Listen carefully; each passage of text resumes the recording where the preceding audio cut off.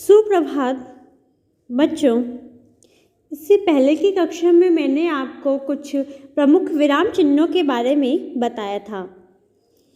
आज हम उससे संबंधित पाठ्य पुस्तक का कार्य पूर्ण करेंगे। तो आइए देखते हैं प्रश्न क। सही विकल्प पर सही का चिन्ह लगाइए। वाक्य के आइए देखते हैं प्रश्न पहला। वाक्य के समाप्त होने पर कौन सा विराम चिन्ह लगाया जाता है? इसके विकल्प है विस्मयादिबोधक, अल्प विराम, प्रश्न सूचक या पूर्ण विराम। तो इसका सही जो विकल्प है वह है पूर्ण विराम। यानी जब कोई वाक्य समाप्त हो जाता है तो हम पूर्ण विराम का प्रयोग करते हैं। इससे पता चलता है कि यह वाक्य समाप्त हो गया है। अगला देखते हैं, तुम किस विद्यालय में पढ़ते हो में कौन सा चिन्ह लगेगा? विकल्प है पूर्ण विराम, विस्मयादिबोधक, प्रश्न सूचक या अल्प विराम। और इसका सही विकल्प होगा प्रश्न सूचक, क्योंकि इसमें प्रश्न किया जा रहा है कि तुम किस विद्यालय में पढ़ते हो। यानी ऐसे वाक्य जिसमें प्रश्न पूछने का बोध होता है उसे प्रश्न सूचक, उन वाक्यों में प्रश्न सूचक का उपयोग किया जाता है। अगला है, वाक्य में थोड़ी देर रुकने के लिए किस चिन्ह का प्रयोग किया जाता है? विकल्प है प्रश्न सूचक, अल्प विराम, पूर्ण विराम, विस्मय आदि। और इसका सही विकल्प होगा अल्प विराम। यानी जब वाक्य पूरा तो नहीं हुआ होता है परंतु उसके अर्थ को भली प्रकार समझने के लिए हमें रुकना पड़ता है, तो ऐसे वाक्यों में अल्प विराम का प्रयोग किया जाता है। ऐसे वाक्यों में अल्प विराम का प्रयोग करने से हमें वाक्य का अर्थ स्पष्ट रूप से ऐसे वाक्यों में अल्प विराम का प्रयोग किया जाता है। दूसरा प्रश्न देखते हैं, नीचे दिए गए चिन्हों के सामने उनके नाम लिखिए। आपको नीचे कुछ चिन्ह दिए गए हैं और आपको उन चिन्हों को देखकर ये बताना है कि वे चिन्ह कौन से हैं।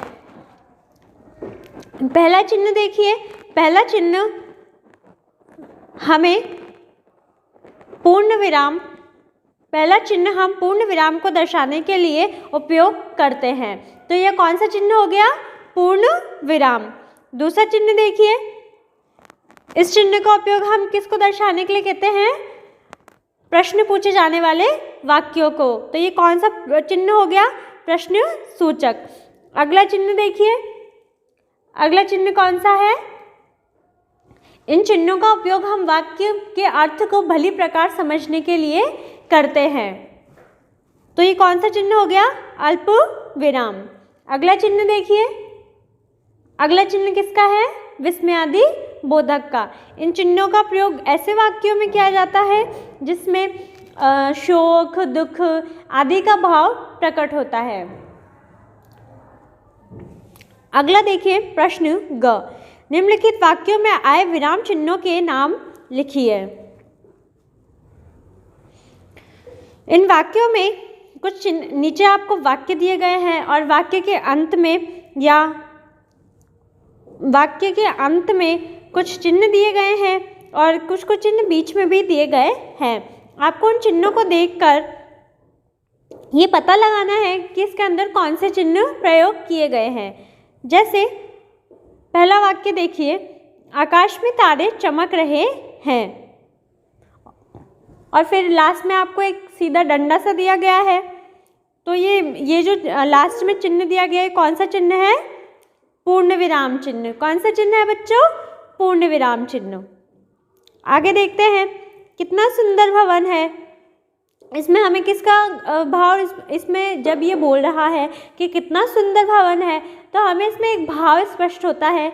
जैसे हम बोल सकते हैं कि इसमें खुशी का भाव भी स्पष्ट हो रहा है और आश्चर्य का भाव भी स्पष्ट हो रहा है कि कितना सुंदर भवन है। तो ऐसे वाक्य जिनमें भाव स्पष्ट होते हैं उन वाक्यों में हम और लास्ट में आपको चिन्ह भी दिया गया है। तो ये चिन्ह कौन सा चिन्ह है? विस्मयादिबोधक चिन्ह। अगला देखिए, तुम राम के साथ क्यों नहीं जाते? इसमें क्या किया गया है? इसमें प्रश्न पूछा गया है। तो इसमें कौन सा चिन्ह, ये जो अंत में आपको चिन्ह भी दिया गया है, तो ये कौन सा चिन्ह है? प्रश्नसूचक चिन्ह, क्योंकि इस वाक्य में प्रश्न पूछा गया है। फोर्थ है, आज मैंने चिन्ह दिया गया है बीच में, केला चिन्ह, सेब और संतरा खाया। तो कौन सा चिन्ह दिया गया है आपको बीच में? अल्प विराम चिन्ह। तो आइए बच्चों अगला प्रश्न पढ़ते हैं। उचित विराम चिन्ह लगाकर वाक्य पुनः लिखिए। यहाँ पर आपको वाक्य दिए गए हैं और आपको उन वाक्यों को पढ़कर उनके अंत में उचित विराम चिन्हों का प्रयोग करना है। जैसे पहला वाक्य है, तुम कहाँ जा रहे हो। इस वाक्य में आपको प्रश्न पूछने का बोध हो रहा है, तो इस वाक्य के अंत में प्रश्न सूचक चिन्ह लगेगा।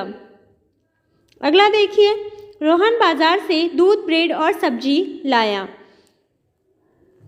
तो इसमें डायरेक्टली है, रोहन बाजार से दूध, ब्रेड, फल और सब्जी लाया।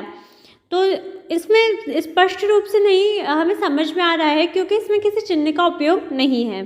तो हम लिखेंगे, रोहन बाजार से दूध, ब्रेड, फिर से देखिए, रोहन बाजार से दूध, अल्पविराम ब्रेड, अल्पविराम फल और सब्जी लाया, पूर्ण विराम। इस प्रकार हमने अल्पविराम और पूर्ण विराम का उपयोग करके वाक्य को पूर्ण किया है। आहा, कितना स्वादिष्ट मिठाई है। इसमें विस्मयादि बोधक चिन्ह का उपयोग होगा, क्योंकि इसमें किसी भाव का स्पष्ट हो रहा है हमें। जैसे आहा, विस्मयादि बोधक चिन्ह, कितनी स्वादिष्ट मिठाई है, पूर्ण विराम। अगला देखिए, आज मेरा जन्मदिन है। आज मेरा जन्मदिन है, पूर्ण विराम। इस प्रकार हमने इनको पूर्ण किया है। आपको भी ये कार्य अपनी पुस्तक में, और यदि आपके पास पुस्तक ना हो तो कॉपी में पूर्ण करो। धन्यवाद।